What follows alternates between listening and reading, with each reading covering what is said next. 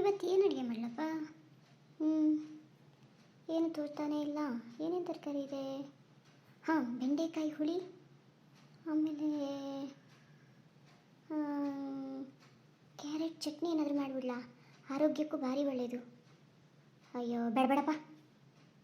ಆಮೇಲೆ ನಮ್ಮನೆ ಮುದುಕಿ ಬಂದುಬಿಟ್ಟು ಅಯ್ಯೋ ಅದನ್ನು ಮಾಡಿದ್ಯಾ, ಇದನ್ನು ಮಾಡಿದ್ಯಾ, ಅದು ಯಾಕೆ ಮಾಡಿದೆ, ಇದು ಯಾಕೆ ಮಾಡಿದೆ, ನನ್ನನ್ನು ಕೇಳ್ತಾನೆ ಮಾಡಬೇಕಿತ್ತು. ಅಯ್ಯೋ ಯಾರಿಗೆ ಬೇಕು ಅಪ್ಪಾಜಿತಿ? ಅತ್ತೆ, ಏನೇ ಸೊಸೆ ಮುದ್ದು? ಅಯ್ಯೋ ಏನಿಲ್ಲ ಅತ್ತೆ, ಇವತ್ತೇನು ಮಾಡಲಿ ಅಡುಗೆನಾ ಅಂತ ಕೇಳೋಣ ಅಂತ. ಇಷ್ಟೊಂದು ಪ್ರೀತಿಯಿಂದ ನೀವು ಹೇಳಬೇಕಿದ್ರೆ ನಾನು ಅಂದ್ಕೊಂಡಿರೋದನ್ನ ಮಾಡಿದ್ರೆ ನಿಮ್ಗೆ ಓಕೆನಾ? ಅಯ್ಯೋ ಶಿವನೇ, ನೀನು ಅಂದ್ಕೊಂಡಿರೋದನ್ನೆಲ್ಲ ಮಾಡೋದಕ್ಕೆ ಇದೇನು ನಿಮ್ಮಮ್ಮನ ಮನೆನಾ? ನೀವು ಹೇಳಿರೋದನ್ನೆಲ್ಲ ಮಾಡೋದಕ್ಕೆ ಇದು ನಿಮ್ಮಮ್ಮನ ಮನೆನಾ? ಓ ಹೌದಲ್ವೇ? ಇರು ಒಂದು ನಿಮಿಷ. ಏನು ಅಡುಗೆ ಮಾಡಬೇಕು ಅಂತ ನಿಂಗೇನು ಗೊತ್ತಾಗಲ್ಲ. ನಾನು ಮಗಳಿಗೆ ಫೋನ್ ಹೊಡೆದ್ಬಿಟ್ಟು ಏನು ಅಡುಗೆ ಮಾಡೋದು ಅಂತ ಹೇಳ್ತೀನಿ. ಇರು ಸುಮ್ಮನೆ. ಎಲ್ಲದಕ್ಕೂ ಮಗಳು ಮಗಳು ಮಗಳು. ಕೂತ್ರು ಮಗಳು, ನಿಂತರು ಮಗಳು, ಕರೆಂಟ್ ಹೋದ್ರು ಮಗಳು, ಕರೆಂಟ್ ಬಂದರು ಮಗಳು. ಅಯ್ಯೋ ದೇವ್ರೆ, ಇವರಿಗೊಬ್ರಿಗೇನಾ ಮಗಳಿರೋದು? ಸೀಮೆಗಿಲ್ದಿರೋ ಮಗಳು. ಅತ್ತೆ, ಇಲ್ಲೇ ಪಕ್ಕದ ಮನೆಗೆ ಹೋಗಿ ಬರ್ತೀನಿ. ಸರೋಜಮ್ಮಂಗೆ ಮೊಮ್ಮಗು ಆಗಿದೆ ಅಂತೆ, ಹೋಗಿ ನೋಡ್ಬಿಟ್ಟು ಬರ್ತೀನಿ. ಅಯ್ಯೋ ಹೌದೇ? ಇರು ಒಂದು ನಿಮಿಷ, ಮಗಳನ್ನ ಕೇಳ್ಬಿಟ್ಟು ಹೇಳ್ತೀನಿ. ಅಯ್ಯೋ ಶಿವನೇ, ಇದು ಏನು ಗ್ರಾಚಾರ ನಂದು ಅಂತೀನಿ. ಅಲ್ಲ, ಪಕ್ಕದ ಮನೆ ಸರೋಜಮ್ಮಂಗೆ ಮೊಮ್ಮಗು ಆಗಿದೆ ಅಂತ ನೋಡ್ಕೊಂಬರೋಣ ಅಂದ್ರೂ ಸ್ವತಂತ್ರ ಇಲ್ವೇ ಈ ಮನೆಯಲ್ಲಿ? ಅದಕ್ಕೂ ಈ ಮುದುಕಿ ಮಗಳನ್ನ ಕೇಳಬೇಕೆ? ಅಯ್ಯ ಅತ್ತೆ, ನಂಗೊಂದು ಡೌಟು. ನನ್ನನ್ನು ಈ ಮನೆಗೆ ಸೊಸೆ ಮಾಡ್ಕೊಬಂದಿರೋದು ಮಗನ ಹೆಂಡತಿ ಬೇಕು ಅಂತನಾ, ಅಥವಾ ನಿಮ್ಮ ಮಗಳಿಗೆ ಒತ್ತಿಗೆ ಬೇಕು ಅಂತನಾ? ಅದು ಅದು ನನ್ನ ಮಗಳು ಈ ಮನೆಗೆ ಬಂದಾಗ ಅಡುಗೆ ಬೇಯಿಸೋಕ್ಕೆ ಒಂದು ಆಳ ಬೇಕಲ್ವೇ? ಅದಕ್ಕೇನೆ ನಿನ್ನನ್ನು ತಂದಿರೋದು ಸೊಸೆ ಅನ್ನೋ ಹೆಸರಿನಲ್ಲಿ ಅಷ್ಟೇ, ಬಿಟ್ಟು ಮಗನ ಜೊತೆ ಸಂಸಾರ ಮಾಡೋಕ್ಕಲ್ಲ ಕಣವ್ವ.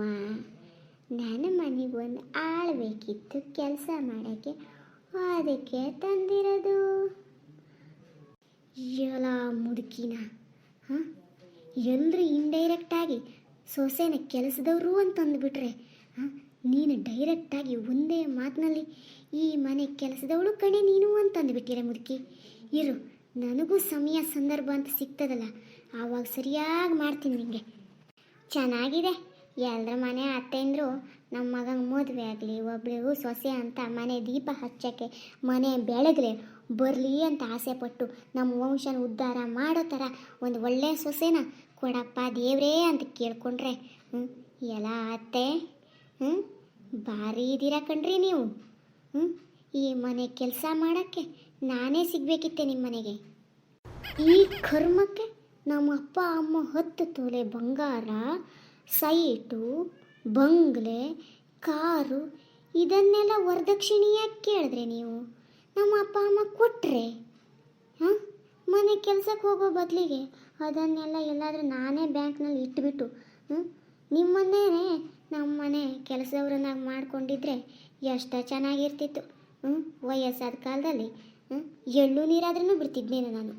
ನೀವು ಅದನ್ನು ಮಾಡೋಂಗೆ ಕಾಣಿಸ್ತಾ ಇಲ್ಲ. ಅಮ್ಮ ಯಪ್ಪ, ಯಾಕೋ ಗೊತ್ತಿಲ್ಲ, ಏನು ಕಾಲು ನೋಯ್ತಾ ಇದೆಯಲ್ಲಪ್ಪ ಅಮ್ಮ. ಯಾಕೋ ಇವತ್ತು ಇಷ್ಟೊಂದು ಕಾಲು ನೋಯ್ತಾ ಇದೆ. ಹಾಳಾದ ಮಂಡಿ ನೋವು ಬೇರೆ, ಇವತ್ತೇ ಬರಬೇಕಿತ್ತೆ. ಸೊಸೆ ಮುದ್ದು, ಹೇಳಿ ಅತ್ತೆ. ಏನಿಲ್ಲ ಕಣೆ, ಯಾಕೋ ಹಾಳಾದ ಮಂಡಿ ನೋವು ಇವತ್ತೇ ಬಂದುಬಿಟ್ಟಿದೆ ಕಣೆ. ನೀನೇನು ಅಮ್ಮನ ಮನೆಗೆ ಹೋಗಬೇಕು ಅಂದ್ಕೊಂಡಿದ್ದೆ. ಅಯ್ಯೋ ದೇವ್ರೆ, ಹಾಳಾದ ಮಂಡಿ ನೋವಿನಿಂದ ಏನು ಕೆಲಸನೂ ಮಾಡೋಕ್ಕಾಗ್ತಾಯಿಲ್ಲ. ಎಲ್ಲೇ ಸ್ವಲ್ಪ ಸಾಸಿವೆ ಕಾಳು ಎಣ್ಣೆ ಇದೆ ಕಣೆ, ಅದನ್ನು ಸ್ವಲ್ಪ ತಗೊಬಂದು ಹಾಗೆ ಮಸಾಜ್ ಮಾಡ್ತೀಯಾ? ಓ ಹೌದಾತೆ, ಇರಿ ಒಂದು ನಿಮಿಷ. ಯಾಕೆ? ಏನಿಲ್ಲ ಅತ್ತೆ, ಪಟ್ ಹಂಗೆ ಹೋಗಿ ಪಟ್ನೆ ಹಿಂಗೆ ಬಂದುಬಿಟ್ಟು ನಿಮ್ಮ ಮಗಳಿಗೆ ಒಂದು ಕಾಲ್ ಮಾಡಿಬಿಟ್ಟು ಬರ್ತೀನತ್ತೆ. ಯಾಕೆ? ಏನಿಲ್ಲ ಅತ್ತೆ, ನೆಲ ಒರೆಸ್ಬೇಕು ಅಂದ್ರೂ ನಿಮ್ಮ ಮಗಳನ್ನ ಕೇಳಬೇಕು, ಯಾವ ಅಡುಗೆ ಮಾಡಬೇಕು ಅಂದ್ರೂ ನಿಮ್ಮ ಕೇಳಬೇಕು. ಅಕ್ಕಪಕ್ಕದವ್ರ ಮನೆಗೆ ಹೋಗಿ ಯಾರನ್ನಾರು ಮಾತಾಡ್ಸ್ಕೊಂಬರ್ಬೇಕು ಅಂದ್ರೂ ನಿಮ್ಮ ಮಗಳನ್ನ ಕೇಳಬೇಕು. ಬಟ್ಟೆ ತೊಗೊಳಕ್ಕೂ ನಿಮ್ಮ ಮಗಳನ್ನ ಕೇಳಬೇಕು. ಅಲ್ಲ ಅತ್ತೆ, ನಿಮ್ಮ ಮಗಳಿಗೆ ಫೋನ್ ಮಾಡಿಬಿಟ್ಟು ನಿಮ್ಮ ಅಮ್ಮಂಗೆ ಕಾಲು ನೋವಾಗಿದೆ, ಎಣ್ಣೆ ಹಾಕಿ ಮಸಾಜ್ ಮಾಡಲೇ ಬೇಡವೇ ಅಂತ ಒಂದು ಫೋನ್ ಮಾಡಿಬಿಟ್ಟು ಕೇಳಿಬಿಟ್ಟು ಬರ್ತೀನತ್ತೆ. ಇರ್ರಿ ಒಂದು ನಿಮಿಷ. ಹಾಳಾದವಳು ಸಮಯ ಸಂದರ್ಭ ನೋಡ್ಬಿಟ್ಟು ಹೆಂಗೆ ಹೇಳ್ತಾವಳೆ ನೋಡು. ಇರಲಿ ಮಾಡಿಸ್ತೀನಿ. ಇವ್ರಿಗೆ ಎಲ್ಲದಕ್ಕೂ ಮಗಳು ಬೇಕು, ಮನೆ ಕೆಲಸ ಮಾಡೋಕ್ಕೆ ಮಾತ್ರ ಸೊಸೆ ಬೇಕು. ಮಾಡ್ಕೊಡ್ತೀನಿ ಇರಿ ನಿಮಗೆ. ಇವ್ರ ಮಗಳು ಒಂದು ದಿವಸನೂ ಅತ್ತೆ ಮನೆಯಲ್ಲಿ ಅತ್ತೆಗೆ ನೀರನ್ನು ಕೊಟ್ಟವಳಲ್ಲ. ಆದರೆ ಇವರು ಸೊಸೆನ ಒಳ್ಳೆ ಬುಗುರಿ ಆಡಿಸ್ದಂಗೆ ಆಡಿಸ್ತಾರೆ.